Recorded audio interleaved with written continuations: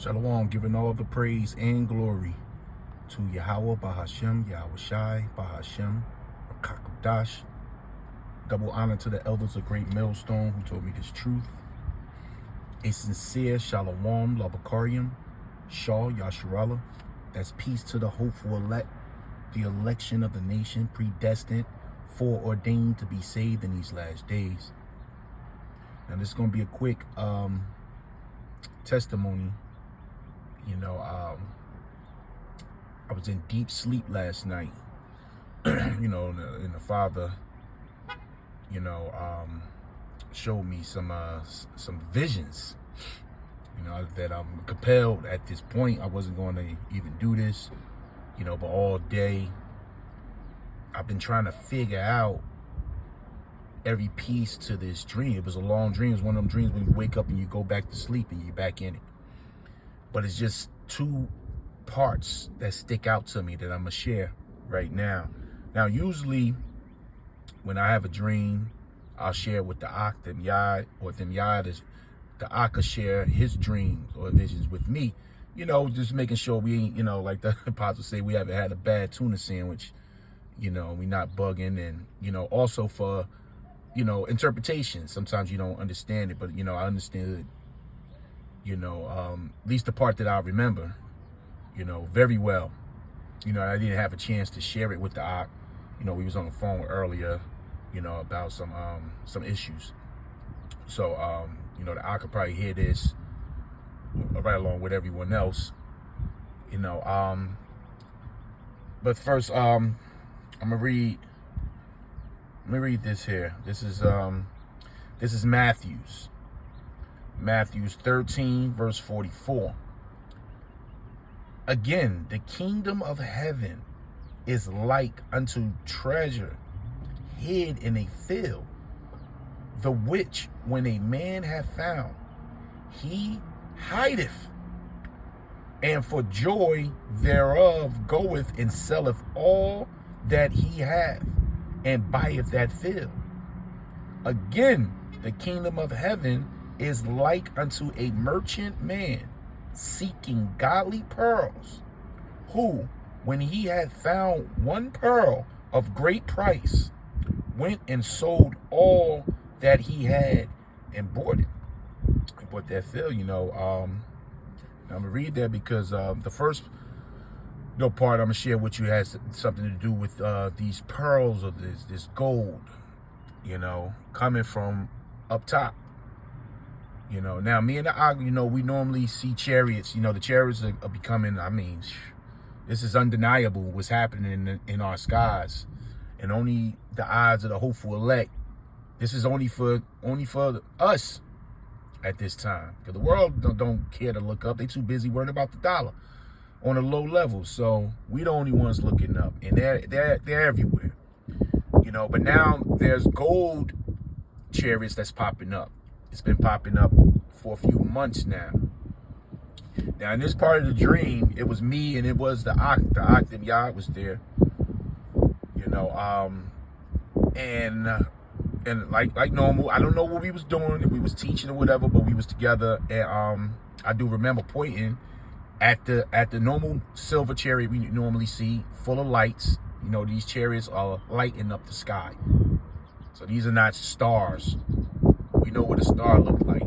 These chariots, and they're getting low, maybe about 30,000 feet, to where the pilots are seeing these orbs, everything. So I pointed up, I said, "Oh, look, they out." And he looking up, yeah. Then we see the gold chariot, and I pointed out, I said, "Oh, they got a gold one." And he like, "Oh man, we talking, we get excited, even though we seeing them often, you still get excited when you see the vehicles of our Lord, because we've been watched as well as protected." And the gold one started to beam gold coins to us from the chariot. Now these gold coins, they were coming down, one at a time. Then it started coming down faster, 2, 3, 4, and it was directly from the gold vehicle And it was like a beam, like a path way for the gold coins to come to the earth, in front of me in the ox foot. So of course I started grabbing the coins. At first I picked up a coin. I said, look, it just beamed down a gold coin. The ox said, let me see that. And he looked, said, hey, yo, you think this is gold? I said, look, it's coming down. He said, yeah.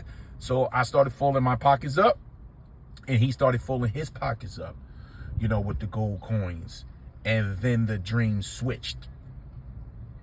So, I looked at that part as, yes, the kingdom of heaven, full of pearls and precious jewels and treasures, is on its way.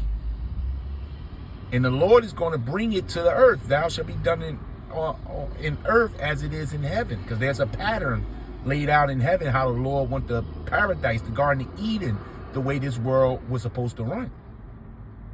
And the Lord is beaming, those jewels. And also the jewels, which is the wisdom. Like you go into Proverbs 8. Matter of fact, let me get that. Because what we have now with this knowledge is a jewel. You can look at this as a physical jewel, but the kingdom of heaven is a treasure, and the treasure is on its way. But let me read this here. This is Proverbs 8, right? 8, and I'm gonna start from verse 8. Proverbs 8 and 8. It says, "All the words of my mouth are in righteousness. There is nothing forward or perverse in them.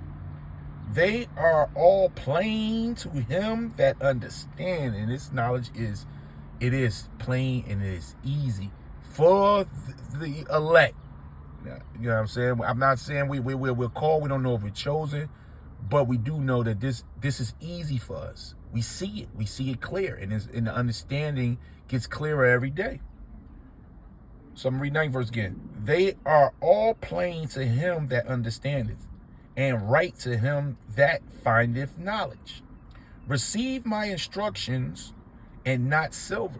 And that's the carnal silver. So the world is chasing the carnal silver.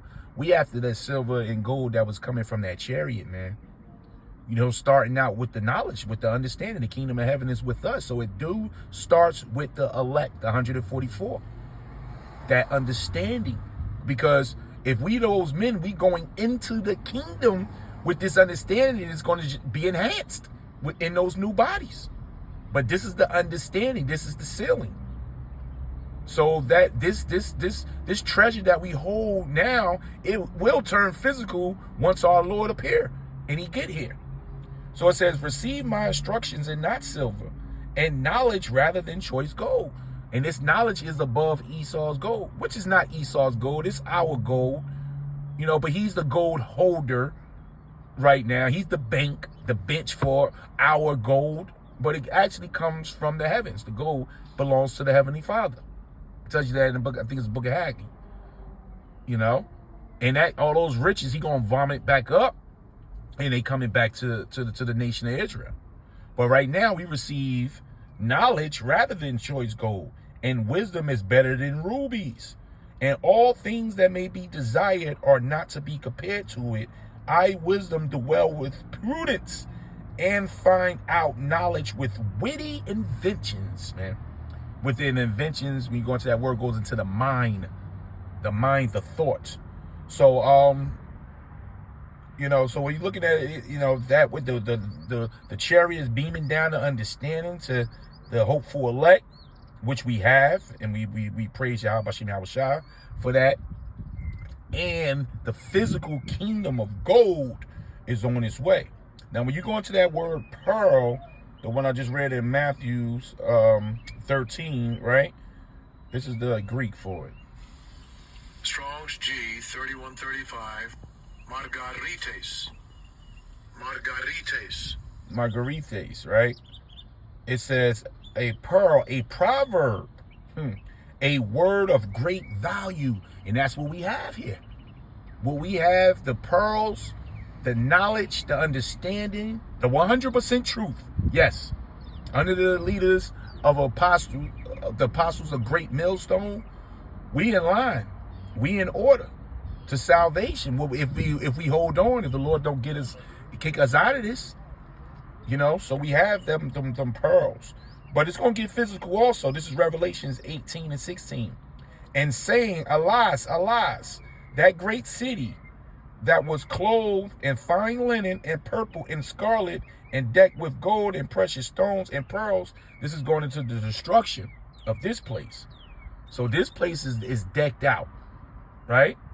This is Revelations 18, the end of the story. So the Lord's going to destroy the gold, the pearls, the silver, all the dainty things of this place. And he's going to give it to the elect in the kingdom to come. Revelations 21 and 21. And the 12 gates were 12 pearls. Every several gate was of one pearl. And the street of the city was pure gold, as it were transparent glass, man. So the Lord going to deck, he's taking down the riches of this world, and he's going to deck the new kingdom to an imagination, and that only the hopeful elect have right now, because we got the mind of Hamashiach is beaming down from the chariot. Okay, so that was, that part of the dream. And then the other part, as it switched over, right from there, I'm standing on, we hold camp in Broad and Market Street in Newark, It's very heavy activity, man, from these demons, man. I mean, they heavy out there, man. Ain't nobody listening, but we out there because the Lord want us out there. That's our spot in these last days. That's our lot right there, So I'm out there. I'm by myself, and I'm just, I don't know where I was standing, but I was standing out there, and it was a calm day. The sun was out. Everybody's just moving, going to work. And out of nowhere, I don't know if you ever saw this movie. I used to like it in the world. It's called Jeepers Creepers. I think they had part 1 and part 2. But the way that animal, whatever he was, half animal, half man, was swooped down and grabbed you, it was fast. And it was like he was a hunter. He was a hunter. And these things, if you can remember the coat he had on, he had a coat and hat. These men, they were men, but I couldn't see their face, had similar jackets on. And they appeared out of nowhere. Some of them was falling. At least it looked like they just fell out the sky like really fast. And they was grabbing people. And when I say they was attacking people, when they would attack you, it was like a vulture on his prey. It would grab the people and roll with them and just take them off. And people wouldn't move out their way. People would just still be going, and they would just take people. Bang, bang, bang, bang. And I'm like, oh my God. I backed up against the wall, because sometimes some of them, it was 2 on 1 person. And they coming from, and they flood, and some of them are running through. Some of them are dropping out the air, but it's like they had their targets. Like they were hunting. Jeremiah 16. Matter of fact, yeah, it just came to me because it was like they were hunting. They knew who they were coming for, man. And when I tell you this, because it happened out of nowhere.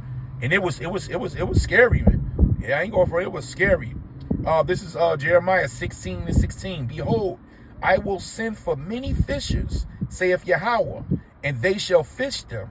And after will I send for many hunters, right?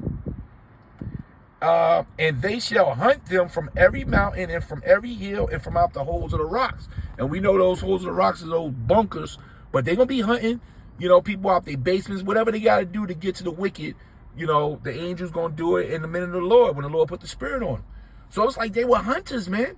And they was coming out, and they was flooding to the point it was more of them than was people. And they were just taking the people down. So I remember one of them had somebody, and he looked at me. And he pointed, and he said, what about him? And I'm looking, and I don't know who these other men was. I guess they was in charge. But I do remember one of them had like a red type of looked like a suit or something. I don't know. But he was saying no, not him. He said, no, not him. And he looked and he gave me a smirk. And I told him, I said, I belong here. I belong here. And he said, I know. And they just went about their business. And when that happened, I turned the corner because I said, let me get out of here. Because whoever this other person was, which I think it was the angels, just spared my life. I looked down the street and all hell was breaking loose. I mean, I just seen tons and tons of children, like juveniles, just going crazy. People were fighting. People were jumping. People was going crazy. So I'm looking, and I've had my vehicle parked around the corner. So I started making my way to my vehicle, and all the windows, somebody had bust all the windows of every single, including mine, every single window. So so I'm looking at everything. So I'm saying, all right, I'm gonna just take the foot, and it switched. The dream went into something else, and I can't remember the switch. But this was deep and it was long, and that last part signified Jacob's trouble.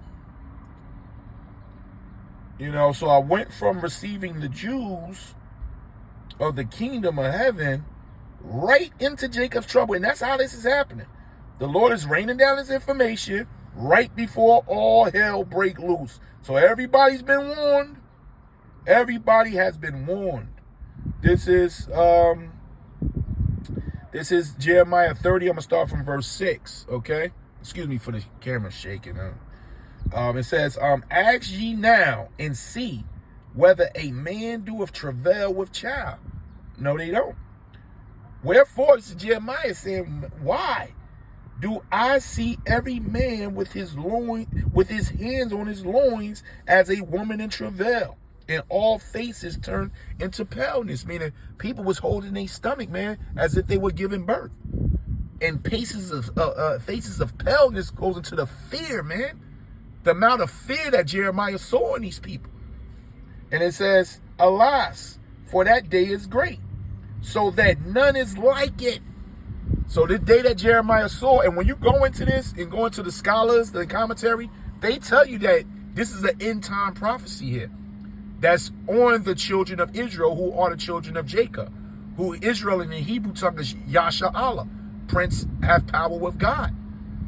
They'll tell you also this is an end time prophecy. This trouble, Jacob been in a lot of trouble, but this specific trouble is for this specific time. When you link it up with Daniel 12, man. This is going to be a time like no other. And what I saw, and the Lord is going to open up this fourth dimension, man. We're going to have angels, the death angels, come in and do terrible things just like they did in Egypt, man. Because that's what those black things was with them coats, and it was moving smooth. It was smooth, but it was graphic.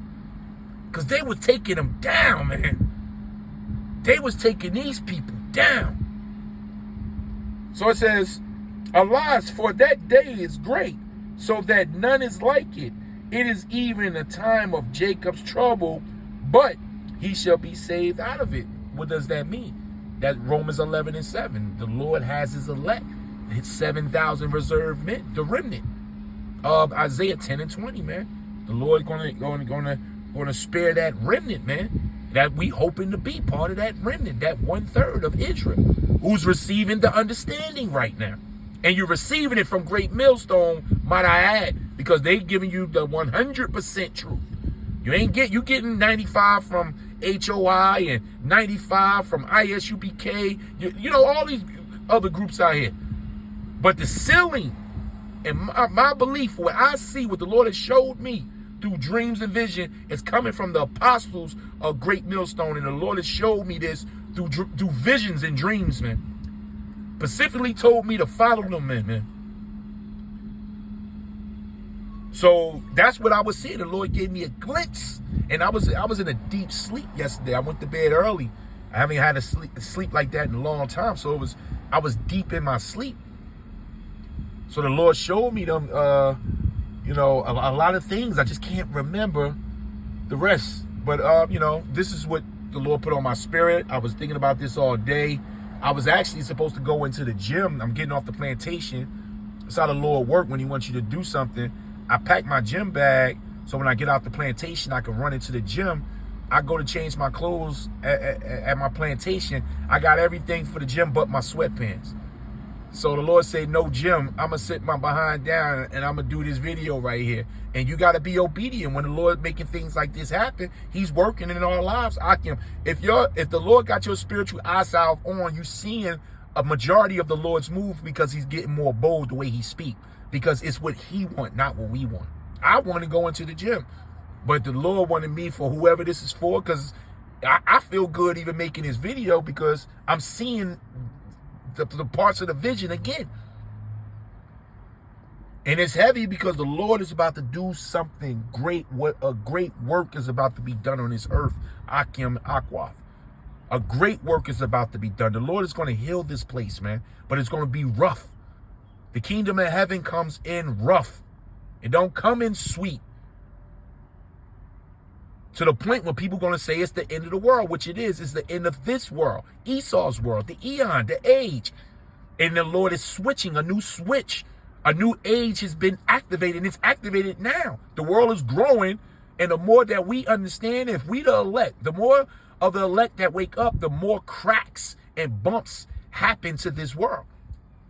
So as soon as that last elect 144 wake up, the Lord says the four winds come. So the more that the elect wake up, the more this world breaks. So the kingdom of heaven can't fit here. You know, the elect is going to break this place, man. So, but that's the dream, the vision within the dream. You know, Job 33, 13, 14. The Lord is magnificent. He seals your purpose in your dreams, man. Joel 2:27, Acts 2. You know, the Lord is pouring his spirit out, and we shall dream dreams and see these visions. You know, and it's what a beautiful thing. You know, faith boosts us, strength. The Lord is watching us, man. He's beaming his treasure, his knowledge from up above to his men at this time, and we need it. And I'm going to end off with that. We need it because that's going to stabilize us. Isaiah 33. Isaiah 33 verse 6, and wisdom and knowledge shall be the stability of thy time.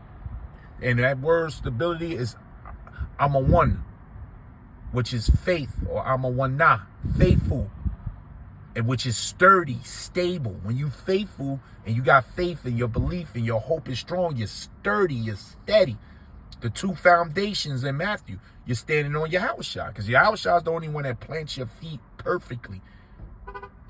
You understand? And the elect is going to be planted in a perfect motion. So when the winds start to blow, the four winds in Revelation 7, Isaiah 51, the trouble starts. The elect is going to stand firm. They're going to be totally turned up in that day. Totally activated. So it says, wisdom and knowledge shall be the stability of thy time and strength of salvation. The fear of Yahweh is his treasure. And it is. But you got to think about what he said. The fear of Yahweh is the treasure. Right back to that treasure again. And people don't have that fear. Because that fear shows the amount of understanding you got. Because the more we understand this thing, the more you start respecting the Lord, and you get scared, man. Because you see him working. And you don't want to be caught up in that work, man. The good work, not the bad work. So the fear of the Father start to grow. The fear of Yahweh shall start to grow. You're nervous, man. But that's your treasure. That's our treasure. The treasure's being beamed, giving all praise and honor to Yahweh, Ba'ashem Yahweh Shai, Ba'ashem Kakadash, Shalom.